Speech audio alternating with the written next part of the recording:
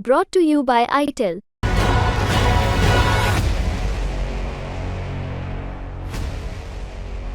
शाही परिवार के शाहजादे के सलाहकार, इस शाही परिवार के शाहजादे के पिताजी के भी सलाहकार, इनके मैनिफेस्टो बनाने में जिनकी अहम भूमिका है वो सैम पित्रोड़ा का बयान कि संपत्ति के बंटवारे पर विचार होना चाहिए। अमेरिका का हवाला देते हुए इन्होंने कहा कि 55% संपत्ति सरकारी खजाने में जाती है। अब कांग्रेस का कहना है कि वो इनहेरिटेंस टैक्स लगाएगी, माता पिता से मिलने वाली विरासत पर भी टैक्स लगाएगी। बात तो जरूरत से ज्यादा संपत्ति के बंटवारे की हो रही थी, फिर ये विरासत पर टैक्स की बहस की एंट्री कैसे हो गई? एंट्री हुई है कांग्रेस नेता सैम पित्रोदा के बयान से। न्यूज एजेंसी ANI से उन्होंने जो कहा उसने बीजेपी के सामने एक और मुद्दा परोस दिया है। In America, there is an inheritance tax. So if, let's say, one has $100 million worth of wealth, and when he dies, he can only transfer probably 45% to his children. 55% is grabbed by government. Now that's an interesting law. It says, you in your generation made wealth.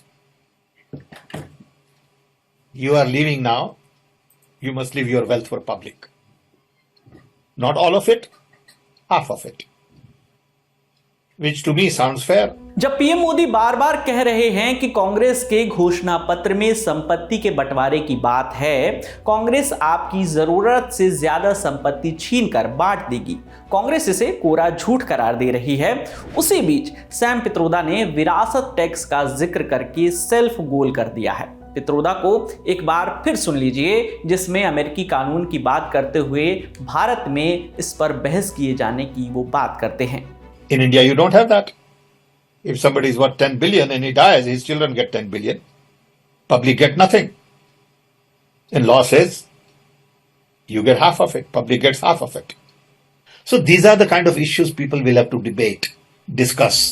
वहीं कांग्रेस पित्रोदा के बयान को party से अलग निजी बयान बता रही है। कांग्रेस के कम्युनिकेशन इंचार्ज जयराम रमेश ने कहा कि पित्रोदा गुरु, मित्र, दार्शनिक और मार्गदर्शक हैं, लेकिन उनके विचार हमेशा कांग्रेस के विचार को नहीं दर्शाते।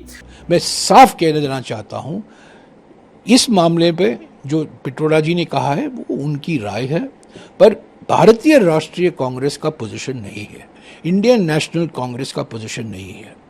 ये जानबूझकर सनसनीखेज रंग दिया जा रहा है प्रधानमंत्री द्वारा, प्रधानमंत्री के सलाहकारों द्वारा, ताकि ध्यान मुद्दों से हटाया जाए। वहीं पित्रोदा का ट्वीट भी आ गया है। पित्रोदा ने लिखा है कि मेरे बयान को ट्विस्ट किया गया है और इसका इस्तेमाल कांग्रेस घोषणा पत्र पर पीएम मोदी के झूठ से ध्यान हटाने के लिए किया गया। जिस विरासत टैक्स की बात पित्रोदा कर रहे हैं वो अमेरिका के 6 राज्यों में ही लागू है। जिसे विरासत मिलनी होती है वो कहीं भी रहता हो उसे टैक्स देना होता है। इस टैक्स के तहत विरासत में मिली संपत्ति का हिस्सा जो है वो सरकार के पास जाता है। अब बात हो जाए उस शख्स की जो उस समय बहुत नजर आता है जब राहुल गांधी विदेश में होते हैं। Sam Pitroda Indian overseas Congress के अध्यक्ष हैं। राहुल के विदेशों में कार्यक्रमों की रूपरेखा उन्हीं की टीम तय करती है। उनका पूरा नाम सत्यनारायण गंगाराम पित्रोदा है। ओडिशा में पैदा हुए पित्रोदा गुजराती परिवार से हैं। वो पढ़ाई के लिए शिकागो गए, वहीं काम करने लगे। बाद में राहुल के पिता राजीव गांधी साल 1984 में उन्हें भारत लेकर आए। पित्रोदा टेलीकम्युनिकेशन मिशन के सलाहकार नियुक्त किए गए थे। उनके नाम पर 100 से ज्यादा पेटेंट हैं। पित्रोदा 1990 में वापस अमेरिका लौट आए। बाद में 2004 में मनमोहन सिंह की सरकार बनी तो उन्हें नेशनल नॉलेज कमीशन का अध्यक्ष बनाया गया। पित्रोदा के बयानों पर विवाद नया नहीं है। इससे पहले कई बार उनके बयानों पर विवाद हो चुका है। उदाहरण के तौर पर पुलवामा हमले के बाद उन्होंने कह दिया था कि 8 लोगों की गलती के लिए पूरे पाकिस्तान को जिम्मेदार ठहराना ठीक नहीं है। और अब लोकसभा चुनाव के बीच सैम पित्रोदा ने कांग्रेस को फिर से एक बार मुश्किल में डाल दिया है। इस पूरे मामले पर आपकी जो भी राय है आप हमें कमेंट सेक्शन में जरूर बताइएगा। आपके लिए तमाम जानकारी लेकर आए थे हमारे साथी गौरव ताम्रकार। मेरा नाम है विकास वर्मा। देखते रहिए दी लल्लन टॉप। शुक्रिया।